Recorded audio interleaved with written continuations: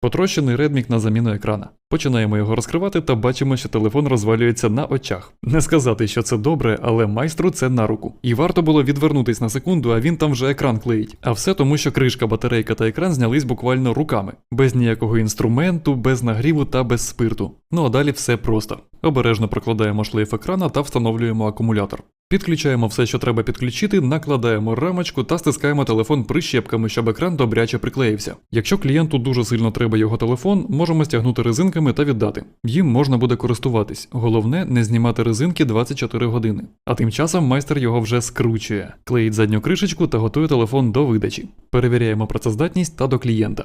Заміна екрана коштувала 2400.